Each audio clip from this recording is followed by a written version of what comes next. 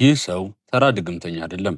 ለሚቀጥሉት 2 ደቂቃዎች የሚከሰተውን ማንኛውም ነገር አስቀድሞ የማየት የተፈጥሮ ስጦታ አለው። በጥይት መካከል እንደ ጥላ ያልፋል፣ ፖሊስን ወጥመድ በቀላሉ ይበጥሳል፣ የባቡሩን ፍጥነት ስልት ያመልጣል። ነገር ግን አንድ ትልቅ ስህተት ሰርቷል። በሚሊዮኖች የሚቆጠሩ ሰዎችን ህይወት የሚቀይር አስፈሪ ኒውክለር ፍንዳታን በራእዩ አይተዋል።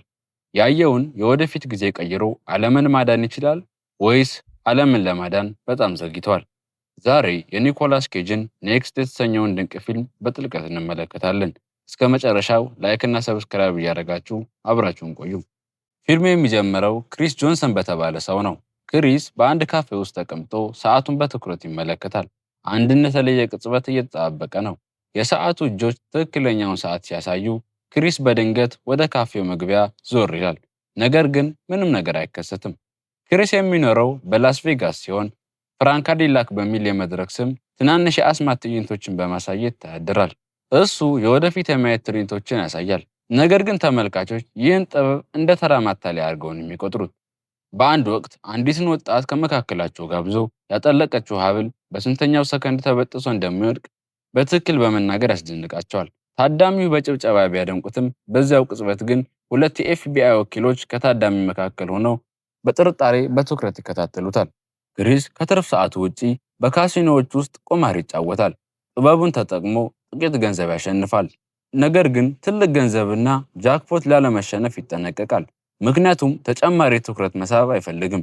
ይሁን እንጂ የካሲኖ የጥበቃ ኃላፊው ሪባል በተጠመዱ ካሜራዎች አማካኝነት የክሪስን ጨዋታ በቅርበት ይከታተላል። የዚህ ተጫዋች ባህሪ አጠራጣሪ ሆኖ ስላገኘው ጥበቃዎች ወደ ክሪስ ጠረጴዛ እንዲሄዱ ያዛል። ክሪስ ይህ እንደሚሆን አስቀድሞ ስላወቀ ቺፖችን ለመቀየር ይነሳል። በመንገዱ ላይ ያለ የወደፊቱን ፍንጭ በራእዩ ያያል። በጥቂት ሰከንዶች ውስጥ አንድ ሽጉጥ የታጠቀ ዘራፊ ወደ ገንዘብ ተቀባዩ ቀርቦ 2 ሰራተኞችን ሲገድል ይታየዋል።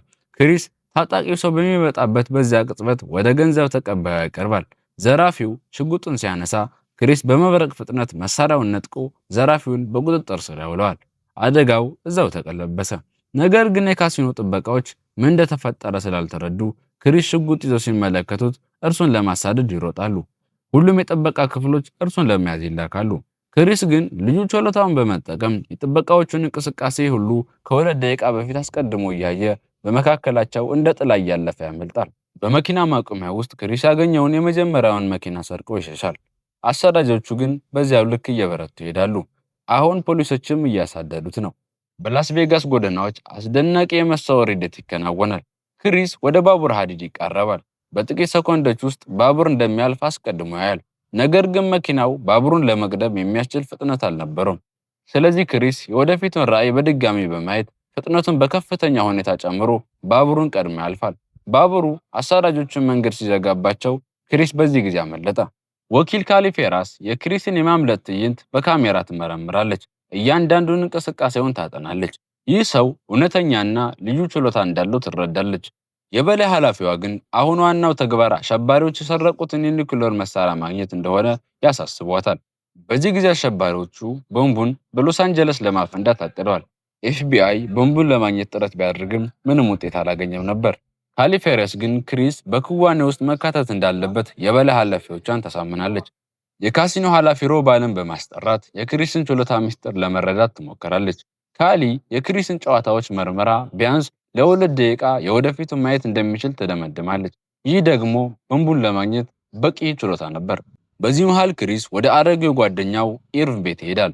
አዛውንቱ ክሪስ መኪና ስለሰረቀ ይወቅሱታል። ስለ ደህንነቱም ይጨነቃሉ። ቢሊያርድ የተጫወቱ ክሪስ በራእዩ ስላያ ሴት ያወራሉ። እርሷ ከ2 ደቂቃ በላይ በራእዩ ያያት ብቸኛ ሰው ናት። ክሪስ ይህች ሴት የእውነተኛ ፍቅሩ ባለቤት እንደሆነች ያምናል።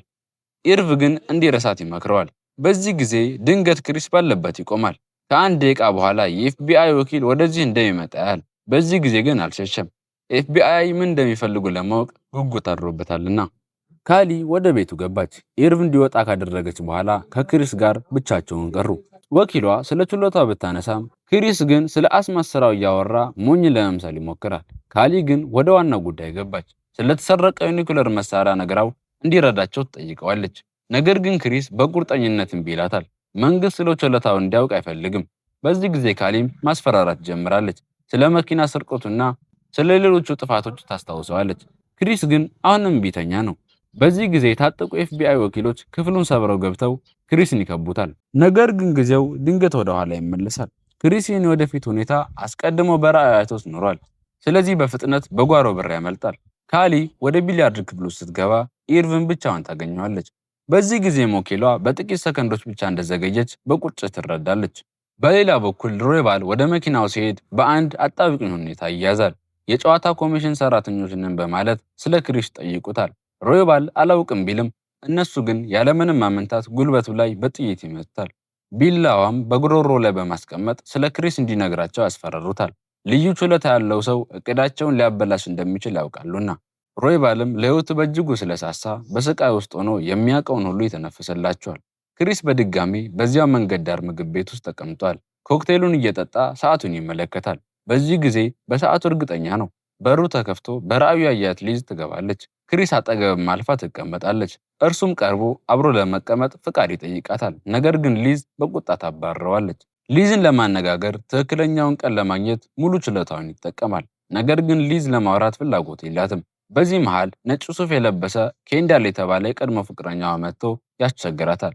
ኬንዳል ድምፁን እያነሳ እጇን በኃይል ሲይዛት ክሪስ ጣልቃ ይገባል። ኬንዳል ክሪስን ለመምታት ሲሞክር ክሪስ ምቶቹ ከመድረሳቸው በፊት በራእይ እያየ ሁሉንም ያመልጣል። በዚህ መሃል ለሊዝ የሳንቲም ማስማት ያሳያታል። ነገር ግን ሊዝ አልተደነቀችም። ክሪስ ይህ ዘዴ እንደማይሰራ እያዘነ ተረዳ። ነገር ግን በዚህ ጊዜ ክሪስ ሆን ብሎ የኬንዳልን ቡጢ ይቀበላል። ኬንዳል ፊቱ ላይ ሲመታው ሊዝ በክሪስ ታዝናለች። የቀድሞ ፍቅረኛዋን አባራ ክሪስን ትረዳዋለች። አብረው እንዲቀመጡም ትጋብዘዋለች። ክሪስ መኪናው እንደተሰረቀበትና ወደ ህንዳውያን መንደር መሄድ እንዳለበት ይነግራታል።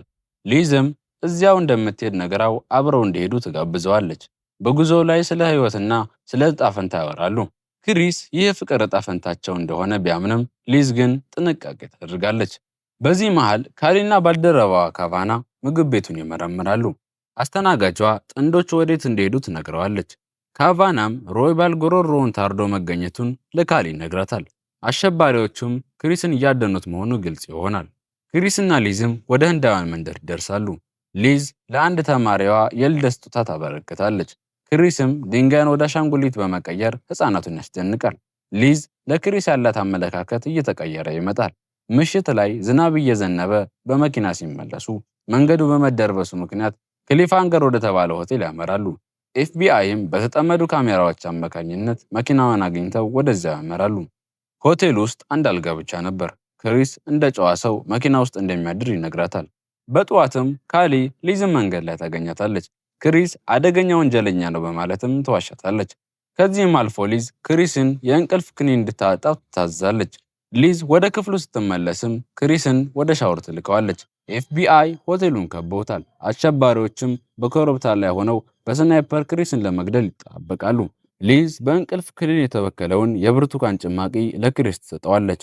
ነገር ግን በመጨረሻው ቅጽበት ህሊናዋ ይወቅሳታል። ጭማቂውንም ከመጣት እንዲያቆም አድርጋ የኤፍቢአይን እቅድ ሙሉ ትነግረዋለች። ክሪስ አልተገረመም፣ ምክንያቱም ይህንን አስቀድሞ አይተዋልና። ስለ ችሎታው ለሊዝ ይነግራታል። ለማረጋገጥም ቴሌቪዥኑን ከፍቶ ጋዜጠኞቹ በቀጣይ 2 ደቂቃዎች የሚሉትን ቀደም ብሎ ይነግራታል። ሊዝ በዚህ ጊዜ አመነችው።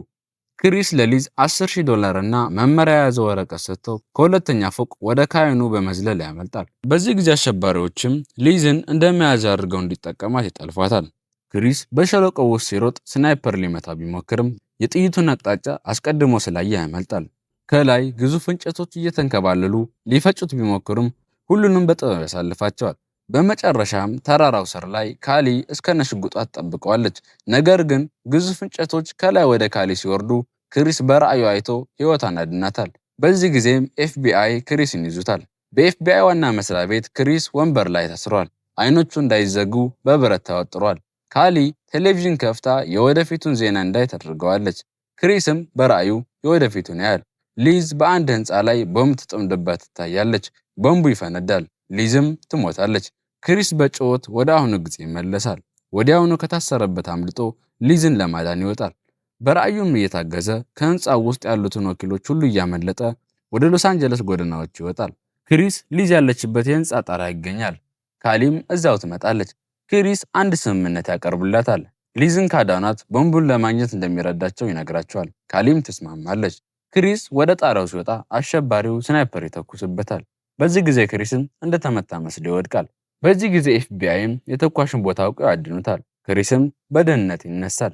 ከተነሳም በኋላ አሸባሪዎቹ ሊዝን በቫን መኪና ጭነው ወደ ወደቡ ሲወስዷት አሁንም ክሪስ መኪናውን በራ ያየዋል። ክሪስ በወደቡ ላይ ያለውን ክዋኔ በበላይነት እየመራ ነው። ቫኑ እንዲቆምም ያደርጋል። ሊዝም አምልጣ ወደ መርከብ ውስጥ ትገባለች። አሸባሪዎቹ ግን እዛው ይዟታል። ክሪስ እና ቡድኑ ግዙፍ መርከብ ውስጥ ፍለጋ ይጀምራሉ። እዚህ ጋር የሚገርም ነገር ይከሰታል። ክሪስ ራሱን ወደ ብዙ አምሳያዎች በመቀየር እያንዳንዱን የመርከቧ ጥግ በአንድ ጊዜ ይፈትሻል። በመጨረሻም ሊዝ ያለችበትን ቦታ ያገኘዋል። በዚህ ከባድ የተኩስ ልውውጥ ውስጥም የካሊ ባልደረባ ካቫና ይሞታል። ክሪስ በመርከቡ የታችኛው ክፍል የአሸባሪዎቹ መሪ ስሚዝን ያገኘዋል። ስሚዝ ሊዝን እንደ ጋሻ ተጠቅሞ ለማስፈራራት ይሞክራል። ክሪስም ወደ እርሱ ሲሮጥ ስሚዝ ተከታታይ ሽጉጦችን ይተኩስበታል። ክሪስ የመጀመሪያውን ጥይት፣ ሁለተኛውንና ሶስተኛውን በራእዩ እያየ በብርሃን ፍጥነት ያመልጣቸዋል። ልክ በዚህ ጊዜ ካሊም ስሚዝን ግንባሩን መታ ትጥለዋለች። ሊዝም በዚህ ጊዜ ታመልጣለች። ነገር ግን ታሪኩ እዚህ ላይ አያበቃም። የኒኩለር መሳሪያው መርከቡ ላይ አልነበረም። አሸባሪዎቹ ጊዜ ለመግደል ሲሉ ያደረጉት ሴራ ነበር። በዚያው ቅጽበት በሎስ አንጀለስ መሃል ከተማ ግዙፍ የኒኩለር ፍንዳታ ይከሰታል። በሚሊዮኖች የሚቆጠሩ ሰዎችም ያልቃሉ። ክሪስ እና ሊዝ ጥፋቱን በፍርሃት ይመለከታሉ። የፍንዳታው መገድም መጥቶ ይወጣቸዋል። የሚታያቸው ነጭ ብቻ ነገር ነበር። ክሪስ በድንገት አይኑን ይከፍታል። ራሱን በሆቴል አልጋ ላይ ሊዝ አጠገብ ያገኘዋል። ያ ሁሉ አስፈሪ ጦርነት፣ የሊዝ መሞትና የከተማው መውደም ገና አልተከሰተም። ያ ሁሉ ትዕይንት ክሪስ ገና ከሆቴሉ ሳይወጣ ያየው የረጅም ጊዜ ራዕይ ነበር። ከሊዝ ጋር ያለውን ፍቅር ችሎታውን አሳድጎት የወደፊቱን ጥፋት ለሰዓታት ቀድሞ እንዲያስችሎታል። ክሪስ ስልኩን አንስቶ ለካሊ ይደውልላታል። ሊዝ ደህንነቷ እንዲጠበቅና በዚህ ጉዳይ እንዳትገባ ቅድመ ሁኔታ አስቀምጦ እንደሚረዳቸው ይነግራታል። ሊዝንም ከእንቅልፏ ቀስቅሰው እንደሚመለስ ቃል ገብቶላት ይለያያሉ። በዚያው ሰዓትም ጥቁር መኪና መጥቶ ይወስደዋል። ክሪስ አሁን እውነተኛውን ቦምብ ለማግኘትና ሎስ አንጀለስን ከትልቅ ጥፋት ለማዳን ከካሊ ጋር አዲስ ጉዞን እየጀመሩ ፊልሙ በዚህ ይጠናቀቃል። የወደፊቱን ካየው ሁሉን መቀየር ትችላለህ የሚልም የፊልሙ ጭብጥ ሐሳብ ነበር። ውድ ተመልካዮቻችን ፊልሙ ከተመቾትና ቤተሰቡ ለመሆን ከፈለጉ ላይክ እና ሰብስክራይብ በማድረግ ያበረታቱን።